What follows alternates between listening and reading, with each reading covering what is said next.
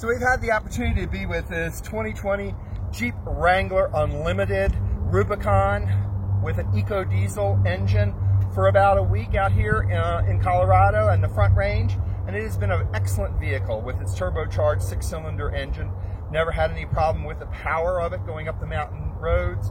It's been easy, very easy to drive. I think the biggest story for me that I found is the size of it. I always think of Wranglers like the CJs and YJs and everything else that was out there as being smaller. But this is not a small Jeep in any way, shape, or form. It's a pretty darn big Jeep.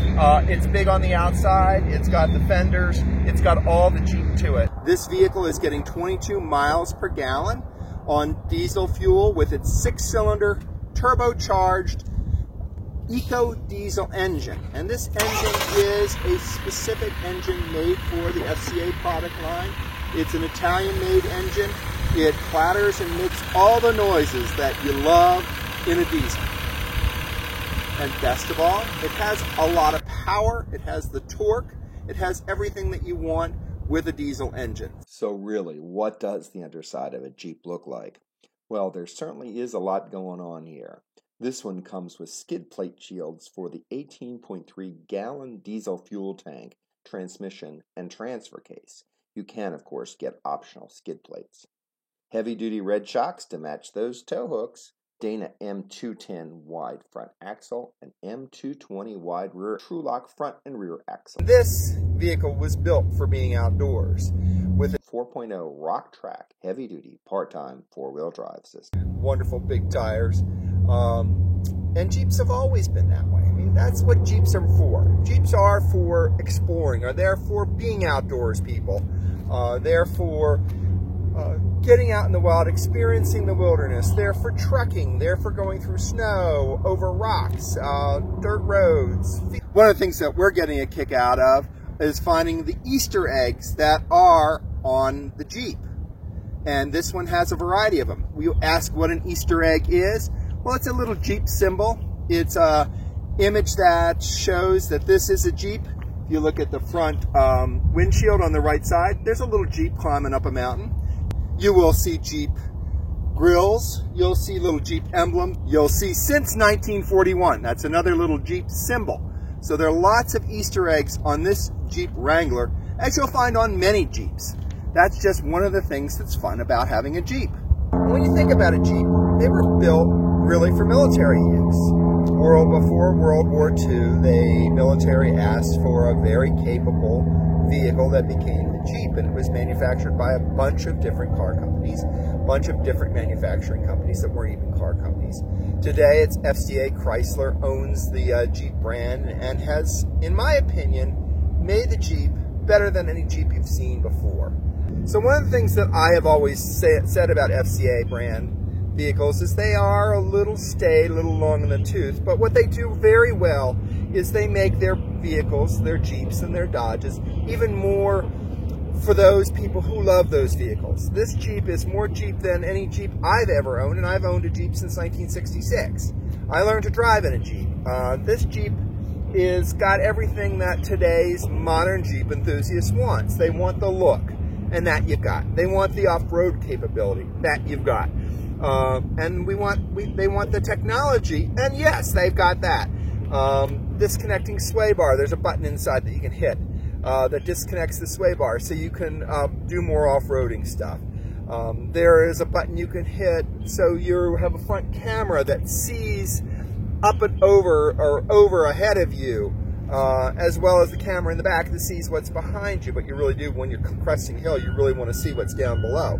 So there's all kinds of things in the Jeep that make it a better Jeep. And Dodge does this as well with their horsepower.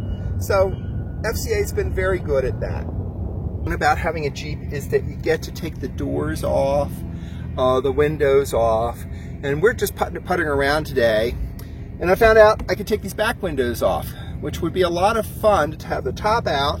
I've driven Jeeps with the doors off. It's a little weird, but you can get things to replace in that. So I think I would leave the doors on, but I'm going to go ahead and take the windows out so you get to see how that happens. So first of all, open up the door, and then you reach inside and pull down 2 latches that are right here.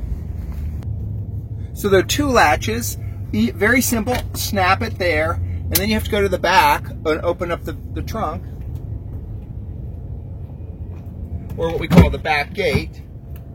Very simple, open that up, and snap this, squeeze it and snap it. Now I was worried that it might jump out, but it didn't.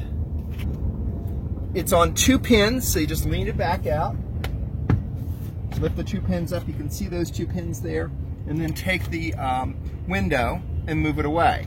The Jeep comes with a bag that you get to store these windows in so that they won't get hurt, so you can leave them in the bag, well protected in that bag, and move it around. It shows you where you can put them in and secure them in with a seat belt, or with a bag belt, I suppose, so they don't bounce around. Or you just leave them back at the base camp.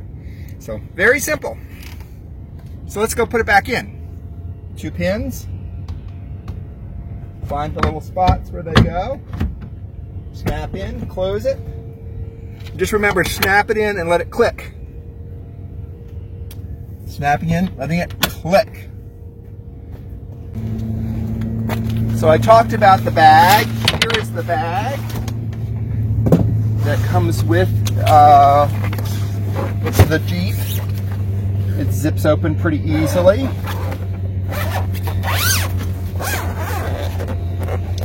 Separated, very soft interior, so you can put your things in there. There are places where you can mount them. Shows you how to mount these in here. So you get to do that, and then zip them in. So that would work very well. So why don't we go ahead and give this a try. So we have the left side here. I do want to show these spots. This is what goes up to hold it. So let's go ahead and get one in here.